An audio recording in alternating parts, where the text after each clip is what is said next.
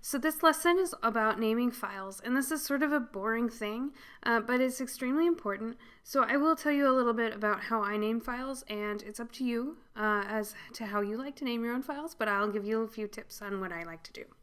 So when I'm naming a file, it's really important to me that I can find it again later. And in order to do that, I like to use dates a lot. So I deal with a lot of files in my work, in my day-to-day life, and a lot of the files are the same, but have little tiny updates every day, and I like to save them every day just so that I can go back in time if I need to and go back to an older file. So say I was saving this file in real life, so I'll go to Save As. I'm going to save it as a PDF file or PSD file for a Photoshop file.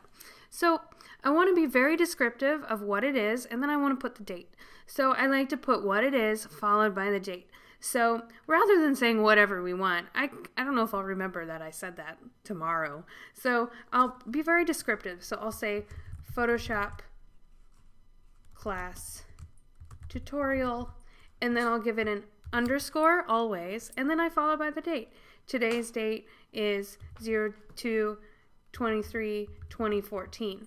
Okay, so this is today's date, and I always put that after the very descriptive title. And that's usually how I title things. So the date is nice because you can search by the date in the future, and that's really helpful. So if you didn't know what you named a file, but you knew what date you made it on, you can easily search by the date. Or even if you just knew the week or month, it's at least easier to find it that way. That's the quick and dirty tips for how I name files. There are obviously plenty of ways that you can name files. I'll make sure that I upload some resources for you with this lesson that says some other people's tips on naming files, because we all have our own opinion. But this is exactly like how I like to do it because they're easy to find in the future, and that's all that matters to me. Okay, so let's move on to working on the project together.